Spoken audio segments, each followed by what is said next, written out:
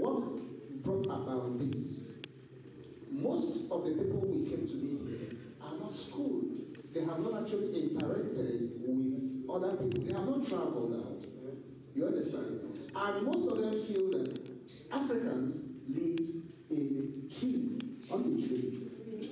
Yes, that is the general view and concept about Africans. I went to a marriage of a friend of us who was married his wife in Argentina.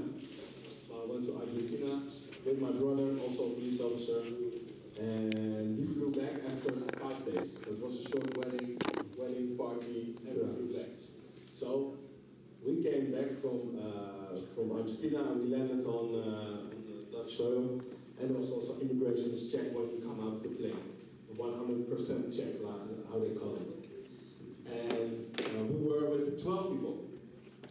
We were the only 2 people with color. My brother and I. From the whole, everybody who was from the marriage was there in the same plane, and everybody could pass through. And we were stopped. First, my brother. Yeah, why have you been, where have you been? Why for so short? Well, the first question people say, okay, why so short? You said, ask the question, no problem. But then, why so short? Do we have proof of your stay? So my brother was mad, and he said, well, I'm not going to ask you questions. You can let me go, or you can arrest me, or you can let me go. So they let me go. Then I came and said, well, maybe it won't happen to me. The next moment, the same questions to me. So I also reacted very frustrated because I asked him, why did you ask me so many questions? We are with 12 people. This is the whole group where we are. They all went to the same marriage. Well, no, that is true. And apparently they followed us with plain clothes, so we didn't see it. And when we took our luggage, we were stopped by 4 men, and we need to open our luggage completely. And even though they asked us the question, what do you do for the job? We said, well, we work at the police. Oh, do you have proof of that? Yeah, I have. My brother did the same thing. They checked the whole suitcase. Everything to go out. I said, what's the reason that you stopped me? And they didn't want to give the answer. Until we confronted the team leader and said, just tell me, why did you stop us? He said, well, 2 young boys, with the color, who came from the plane from Argentina. He just admitted it. So at that moment, I said, well, I'm glad that you admitted that was your profile, the reason why you checked us, but can you understand how it is for us? We are colleagues who are working at the same, and how would it be for somebody else who isn't a police officer, who doesn't know how the government works? So that was my personal, like my sister. Also a personal issue. About last month, I think I was in a train. So I was there, and we had 2 black people in that train. So the train people walked in to check. The moment they came in, they just walked straight. So the 2 of us, the 2 black guys, me and the other guy. One was with me and one was the other guy. I was asking your ticket. Then I said to them, you both just walk in and walk straight to me and the other guy. Why? Why didn't you start from the beginning? He said, please, your ticket. I said, I don't have a ticket. Okay, your ID or your passport. Then you want to write me with it, but I want to know why you left where you are supposed to start and come straight to the middle. You know, I don't understand Dutch much. They start speaking Dutch, and I said, okay, I don't have tickets. So they insisted I must give them ID or whatever so that they can write the detail and I have to pay. I said, no, I am not going to. I bought it, I have my ticket. But I want to know the reason why we left other people and came to us. Is it because we are black? They said that we are doing it. I said, yes, obviously you are doing your job. But I want to know why. Then I now brought, I didn't want much scenario or something like that. I showed them my ticket, then I walked away. So the guy came to meet me and said, well, why is this people doing like this? I said, they say they are doing their jobs. Yes, they are doing their job, but why the 2 of us? That I don't know. Thank you. Yes, to respond a little bit to what Sister Blessing said, I think what we are crying over about other races, sisters, is happening also among us. And I think there's a lot of truth in that. So it makes me wonder, why do we behave that way? And I think it comes to what I think Mr. Renier said about some sort of insecurity. People are sometimes unsure of those next to them. And so the first thing they want to do is to protect themselves, not to get too close until they can trust you. So could it be that all we're experiencing as racism is because people are being protected, first of all, of themselves? If they can't trust you, they won't open up, they might freak out if you get too close, so they rather do something to keep you away. Could this be what is happening? And we are, But I think there's difference between racism and tribalism. Because I think what she said is about tribalism. Yeah, it's like even if you're white, you're from Amsterdam, and somebody comes from Groningen, you always say after people are crazy, So I'm into football, so once we go to maybe Tibor, and once we are coming and they are looking at us, the Amsterdamers, they only have, they profile us also, even if it's white, they don't care, they just know Amsterdam people are coming. So they are looking at us and we are going to be aggressive, So that is, tribalism is quite different from racism. Racism has to do pure with color, and tribalism is local things that, because of your language. What you said has to do with tribalism. It's sort of discrimination. It's a sort of discrimination, definitely. Okay, anybody else want to say something? Okay. Good evening, ladies and gentlemen. I would like to further state that I disagree with what you said, because maybe I've not experienced such a thing. As a Nigerian, I work in many places, and I've been to the eastern part of the country, and I think they accepted me as their own people. So, I've not really experienced such a thing in Nigeria. But coming to Europe, I think I've been a victim of many racial discrimination, either in social aspects, educational aspects, and also, and I believe that racism does not only about color. It also happens. I mean, it also can relate from country to country. Take for instance, first and foremost, I traveled from here to Copenhagen, and I was the only black in that flight. And if you know the kind of search that they subjected me into, I was from Amsterdam. Maybe they thought maybe I took some drugs. They searched me to the pant to the extent that they said, what is happening? I don't even expect such a thing. I was a little bit fidgety. Then I said, please, can I just, ease myself? They said, yeah, there. Oh. Let me go. No. They tested everything, this and that. They took on my jacket. They do a lot of things. They said, what do you come and do here? I said, if you see this person that is asking me such a question, is just like my daughter. It's not up to my daughter. I mean, it's like just, I just look at him. He was asking me, what do you come to do here? Yeah. Why did you came to here, you don't even have, how many days are you going to stay? You don't have a toiletry, you don't have a, what do you call this?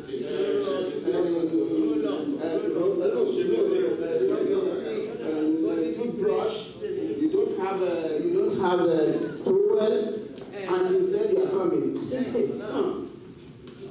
I came here for a purpose, but you are asking me a question. I said, how old are you for you asking a man of my own caliber such a question? She looked at me and said, I'm doing my job.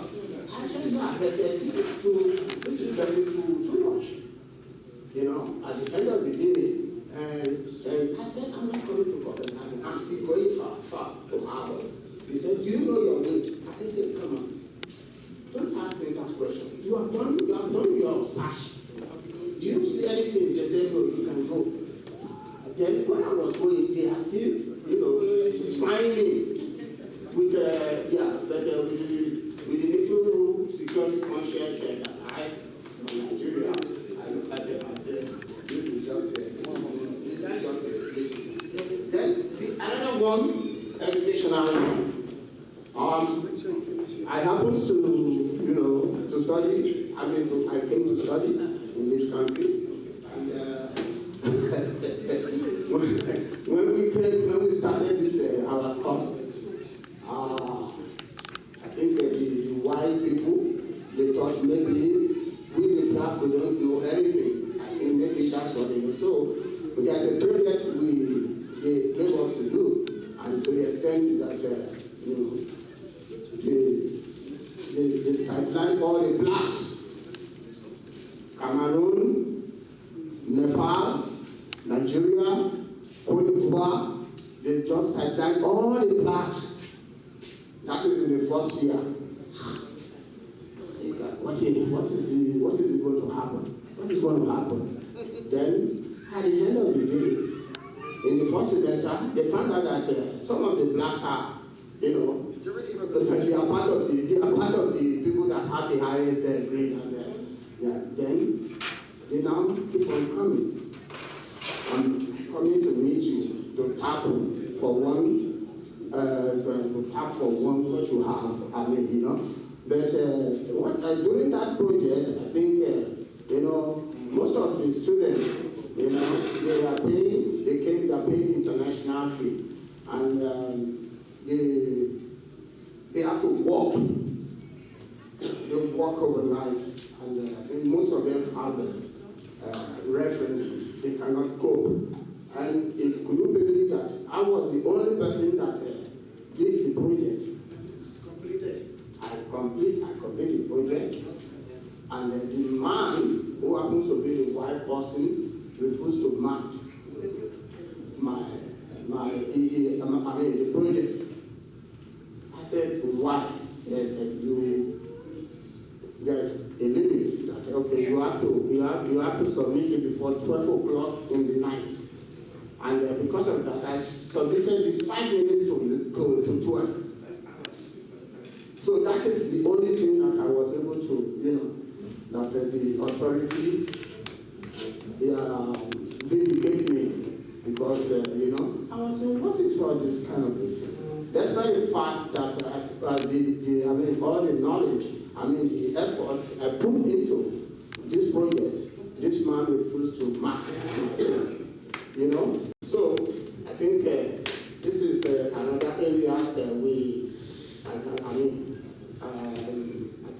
definitely. Okay, let me just make a little proposition. I think some people are here who have not spoken. We want everybody at least to have a chance to say what's on their heart. So let's add, I think, 1 or 2 more clips so it covers different aspects of the racism that we're talking about. Then everybody can come in and give your opinion. Is that okay? Yes. Because what I saw in the clip, I just noticed the moment when it came out. That was a report about discrimination in the police and how we look to people on the outside. Yeah. And I think it's a video from a year of 5, 6 years ago. No, longer. I think longer. The video. But what I can tell now, what I'm glad about, is that we had the dialogue a couple of weeks ago about racism inside the police, where a couple of my colleagues started in a WhatsApp group and they wrote very horrific things about black people, for instance, but also Moroccan people. And I think that we're now at the moment that when people cross that line, they're also immediately out, or they are suspect of a criminal act, so they are being prosecuted. And I think that's it took too long in my eyes, but I think we're now at that moment. So when you ever feel yourself discriminated or by a police officer, and you've always have the right to go to the police station or contact through email. You can file a complaint. That's where it started. But you can also file a crime report against the police officer who did something wrong. Yeah. So, and when the investigation shows that the complaint is grounded, then the colleague has a problem.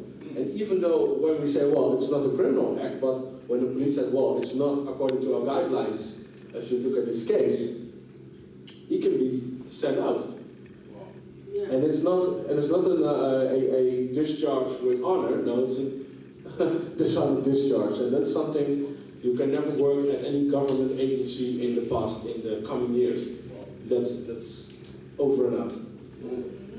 So that's something, and it is with every government agency. So what you told me about the airport, we know about, but there has been a case of somebody from the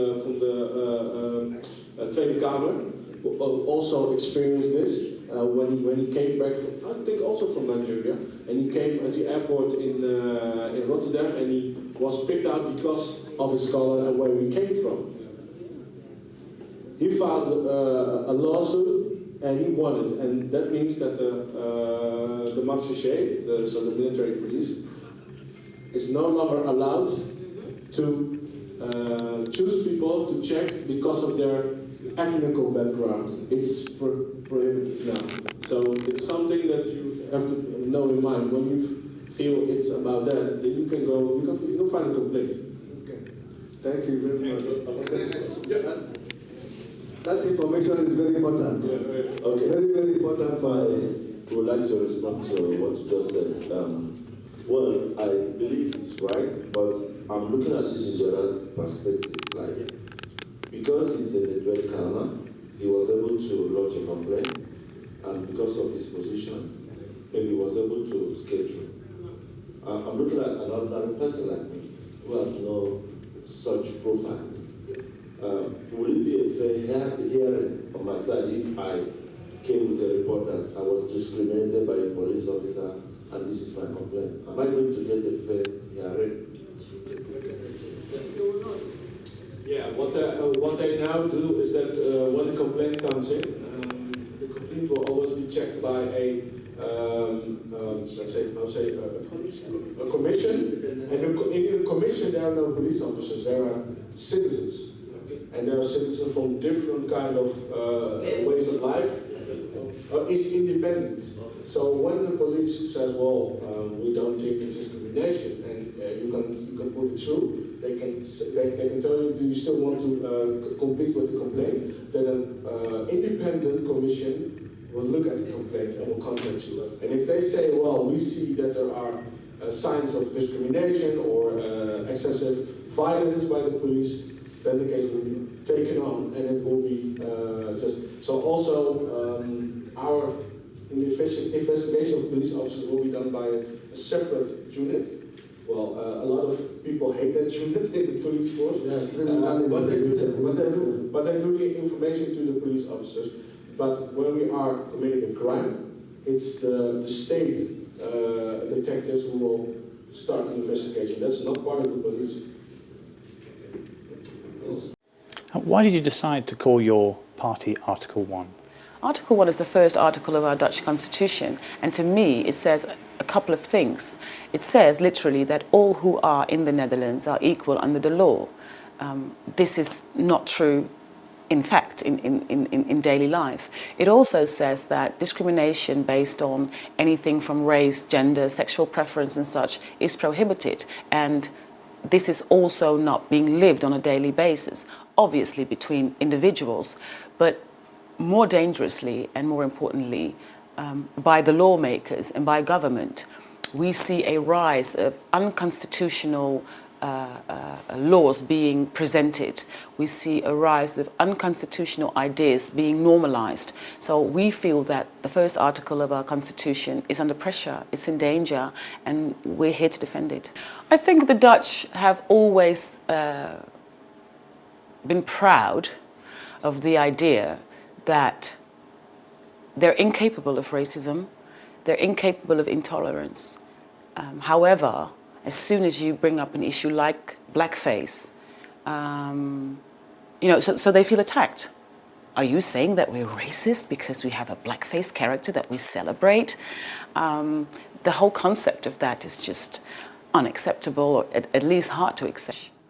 Why do you think that the Dutch people were seemingly unwilling to have that discussion? Because the impression that I've had of the Netherlands is that the Dutch people are very straight talking, they're all for freedom of speech, but it seems that you're saying that they weren't even willing to think about this. I'm just curious as to why that was.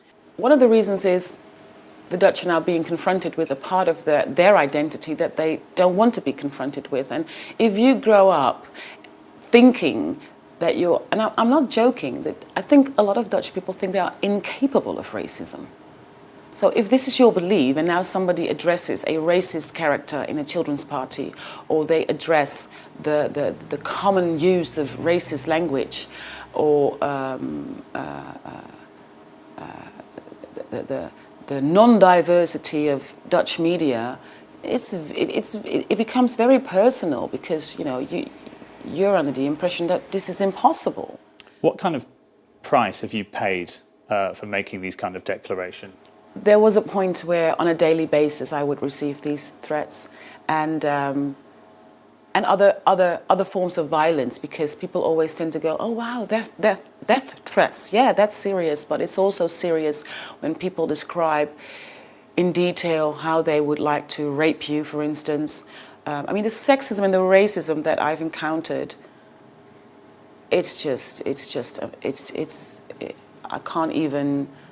I can't even describe it to you. Just my final question. Imagine that I was a PVV Wilders voter, yeah, and you were trying to convince me that I shouldn't go and mark that X in the box on the 15th of March. What would you say to me that why should I not vote for Geert Wilders?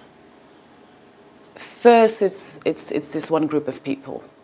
But what do we do after we eliminate that one group of people? Who's going to be next? Could be women, could be gays, could be black people, could be anybody you have in your life that you love. There's too much at stake for us to be divided.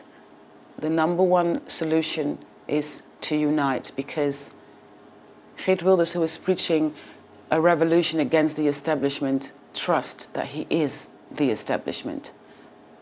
Part of an establishment that have been around for hundreds of years. I do think I would need more than 5 minutes, though.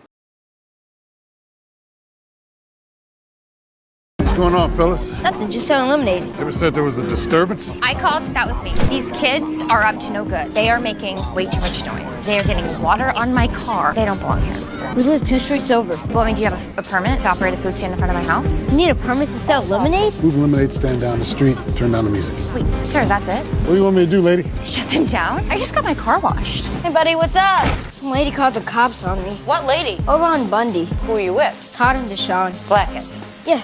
Motherfucker. You know that new bitch over on Bundy? Yeah, pulled some racist shit on my brother Liam. So block party. Come on.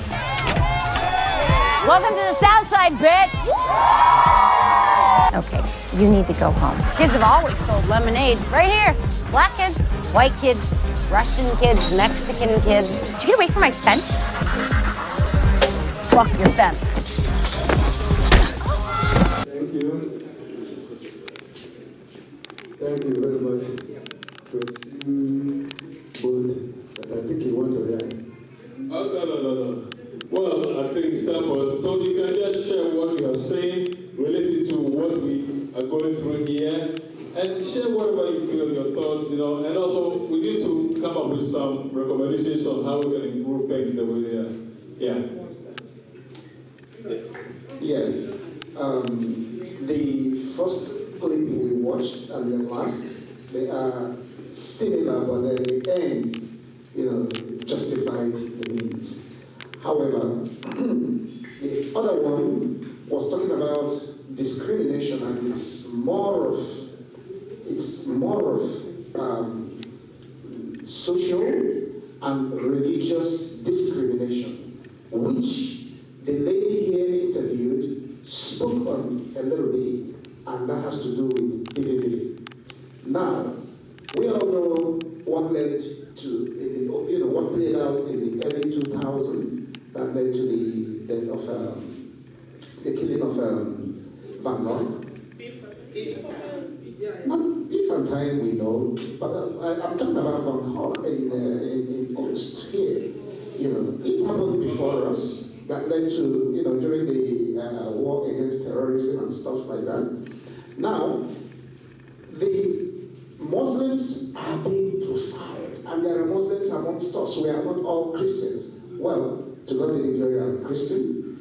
And having come from, I started my journey in Russia, Moscow precisely, where I studied, and the police used to come with a car on Sundays and pick us up from the church. And even after service, they arrive just to pick you up, and then where's your document? You show your document. If you also have lived in Germany, you will also know the first German everybody knows is Ausweisbitte. Am I right? Now, here, the Netherlands are systematic about their profiling and discrimination. There are so many discriminations we can talk about. Why don't we talk about marriage discrimination?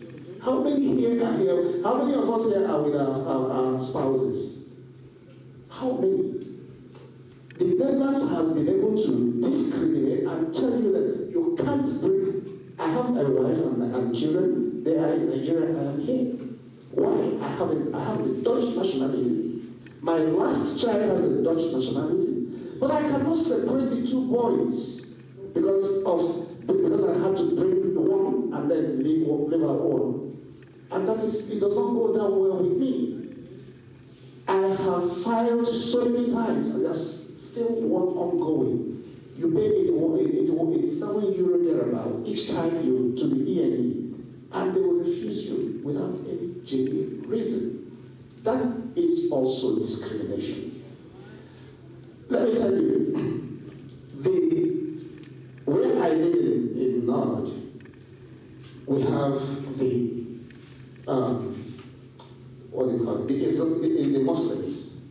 But you see, I feel very safe more than when I come to the southeast, where I see many of my type. Why? Because of discrimination. Now, formerly here in the Bijlmermeer, we all know that the police was complaining that they will be driving up, the criminals go down, and now everywhere is equal. What are we doing? They have injected the whites into the system just to change it, and yet we are still living in our own enclave because of what we call profiling, and then you believe in your type and yourselves. So, my people, dear police agents, I want to tell you something. If you want to get Nigerians, it is very easy. What we are talking about here, why we are here, is not just to discuss discrimination, but rather to make us feel inclusive in this society. Yes. That is the essence of this conversation. And not, look, discrimination is everywhere, like my sister said, even amongst us. But how do we get this people? Look, Bijlmermeer is not enough. I speak Dutch, I have the nationality, but do I feel Dutch? That is the most important thing. So please, let us know how we can feel Dutch. It's not, I can eat any food, I can eat Dutch food. I can get married to a Dutch woman, but do I really feel Dutch? That is the essence of it. Look, that's the difference between America and other countries. Because you can say, I am an American.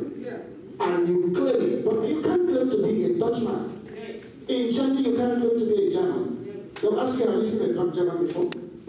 It's It's not done anywhere. So let us talk about and know how we can feel Dutch.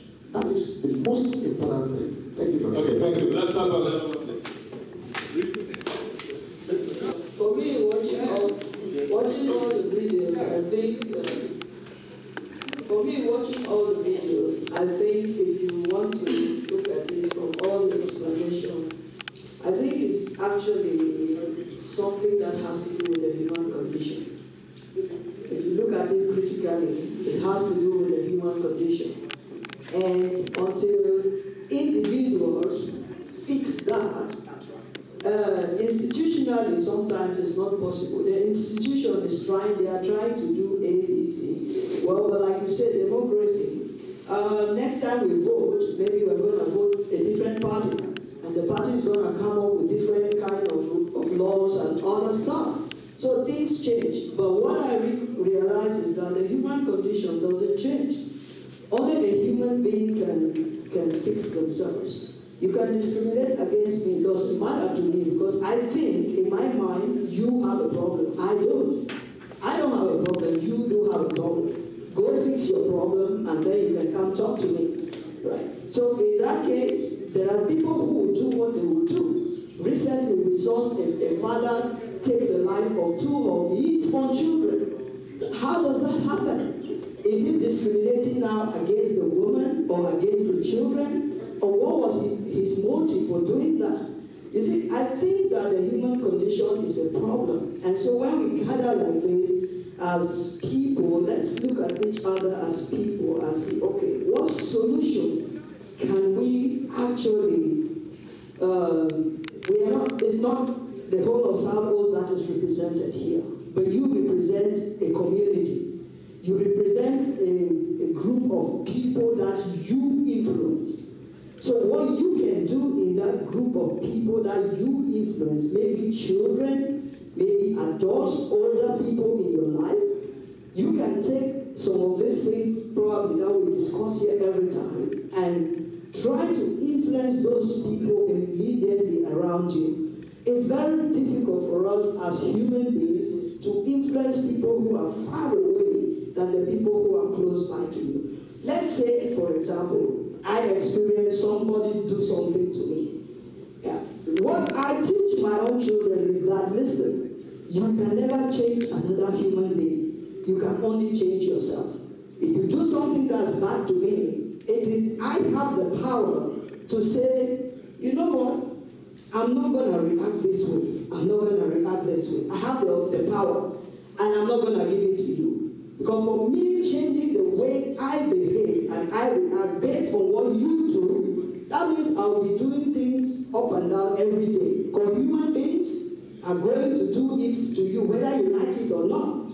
But when you are confronted with that situation, what do? I want to live a peaceful life. If you want to live a peaceful life, my advice to you today would be, please, take your power to yourself, which means if you do something to me and you expect me to react based on what you do, you're lying. I don't do that. I'm not giving you my power.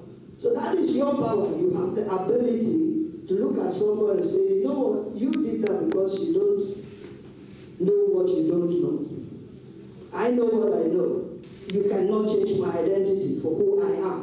So I think if individuals know who they are, no other person can impose what they want for you. So I think we are here to look for solution. And for me, that is one solution. Always look back to yourself and don't allow what other people do affect how you react. You are going to live a peaceful life. For me, that's what you can do. And it will help. Thank you so much. All right. Well, listen. Anyway, I think we want to finish. So maybe 2 more, 1 here, this and then we're done. Oh, and then one. Okay. All right.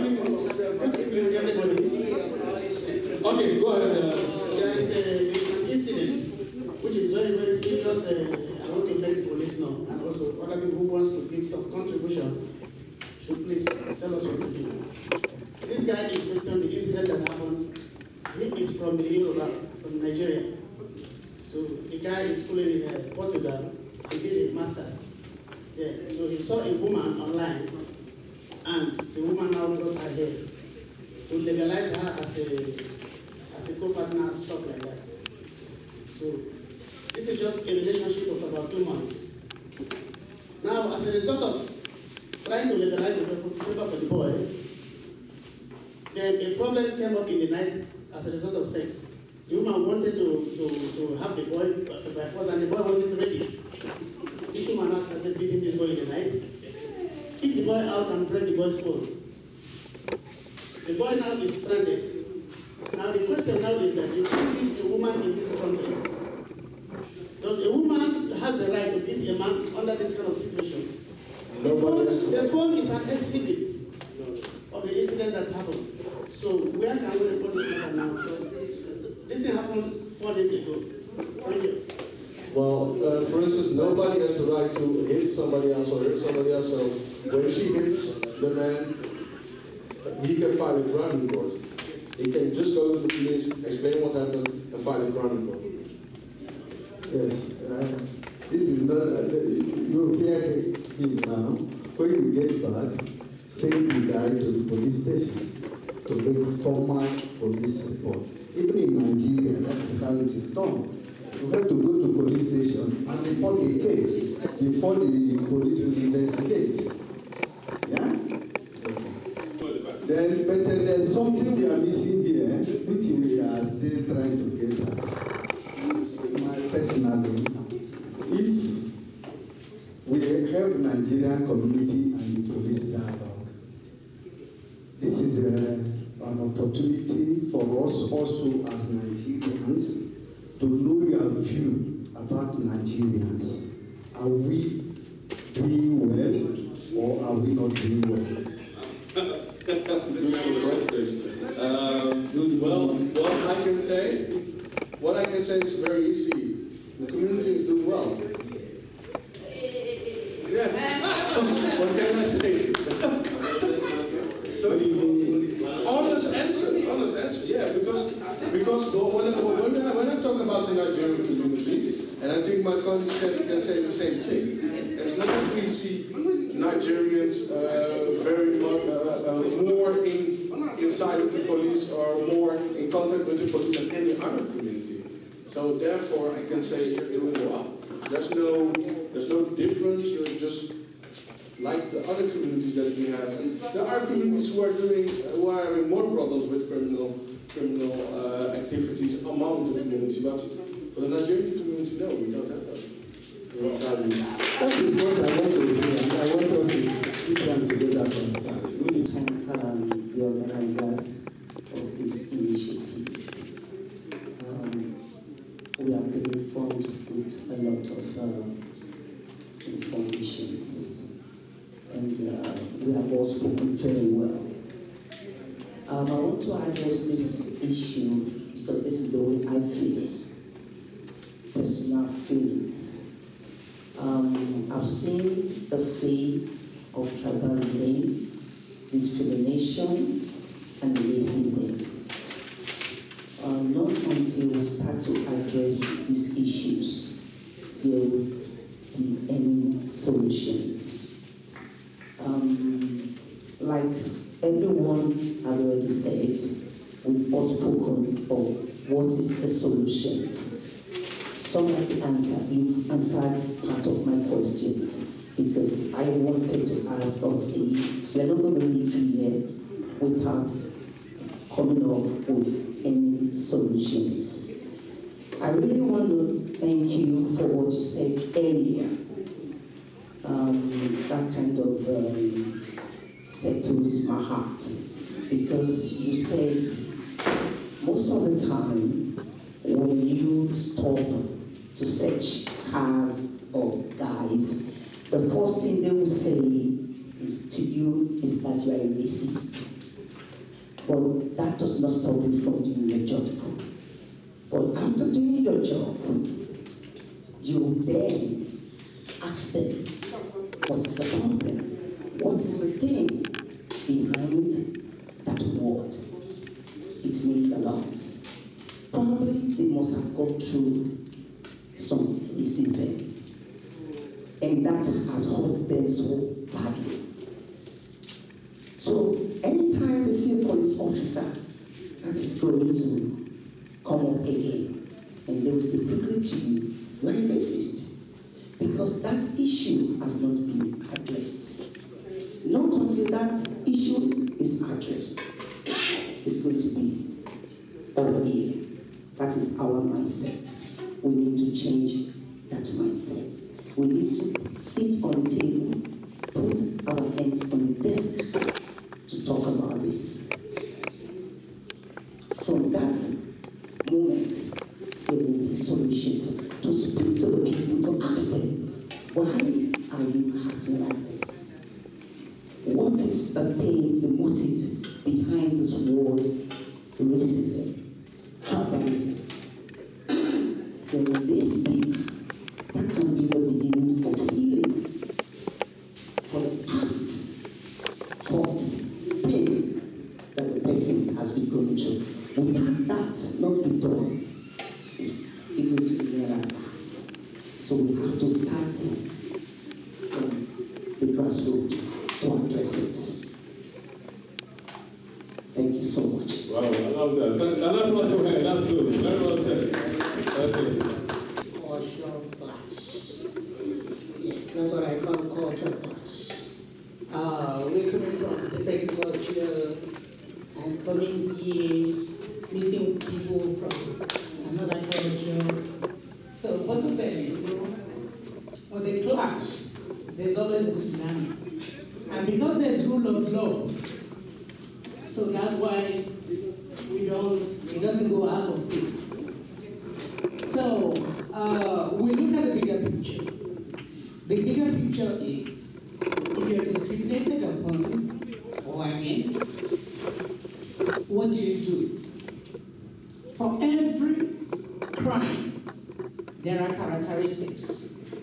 So if what had happened to you falls within the characteristics of discrimination, you have a right to file, to go to the police, report. Even if you go to court and you get a negative response, you can still go to a higher court. You can still go to European Union courts. Things are changed as a result of policies. So the more we continue to take it upon ourselves or look into ourselves and think it is because it's me. No, it's not me. When it comes to such issues, the society handles it better. And every society will lead, whether it's Nigeria, whether it's Dutch, we allow them to do their job when it comes to that. But you have to take this step to let people know how you have been treated as a foreigner. Thank you very much. Okay, thank you very much. Thank you. Before you go to the finish, Emily, Malis wants to say something, but she's going to say it in Dutch. Maybe Kate can help us give us a summary in English. My Dutch is not so good, so.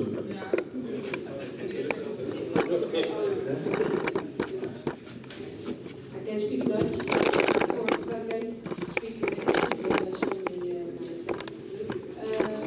Eigenlijk wat ik wil zeggen is, het voelt zo'n beetje alsof alleen alle Nederlanders discrimineren.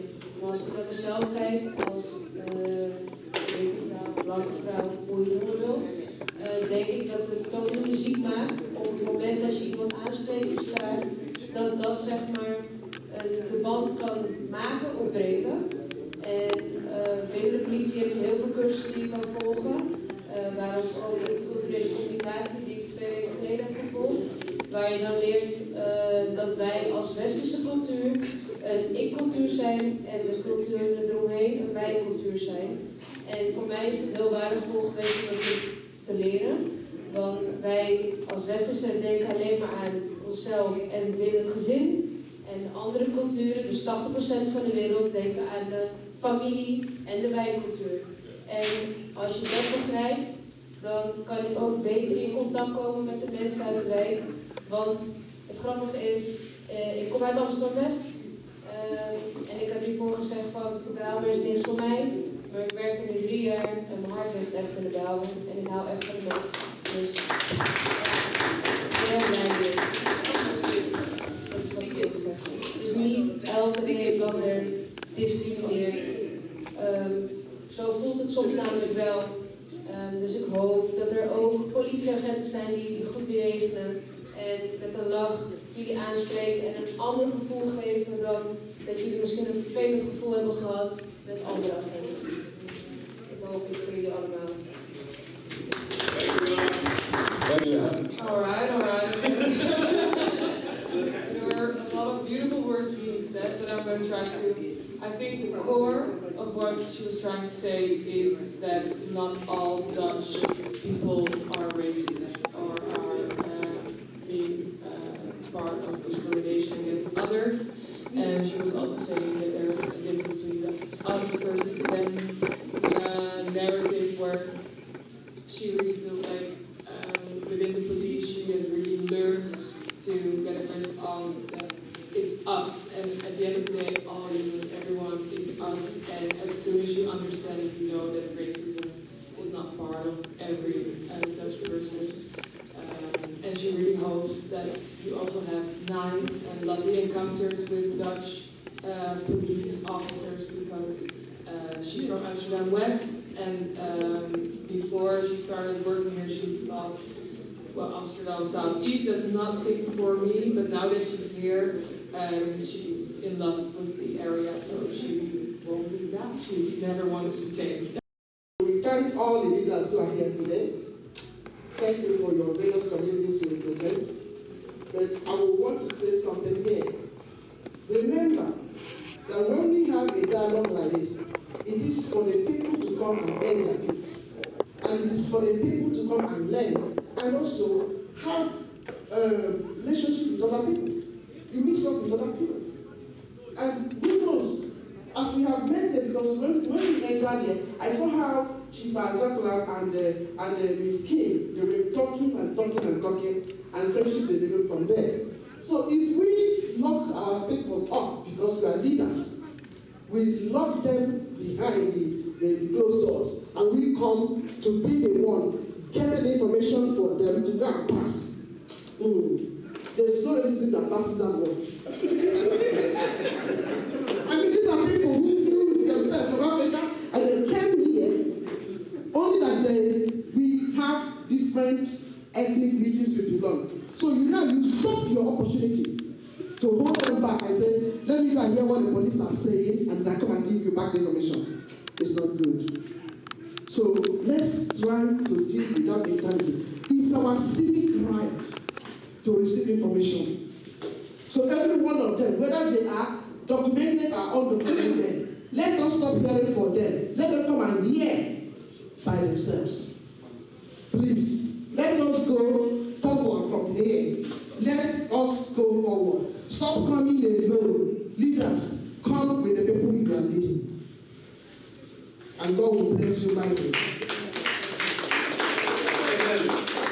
It is very direct, because if all the leaders who we have here came with their people, there's no way this one will not be full. There's no way. So this racism we came to Africa, we are practicing again. Yeah, it is wrong. Very, very wrong. We want the people to change when we have ourselves have not changed. It is not good. Please, let us do what is right, and God will be well pleased. On this note, I want to say thank you once again to Greg, and thank you for Kim. Thank you so much for Chief Stanley, and thank you for Chief Azakla for your time you made, all the way from America. God is bless you.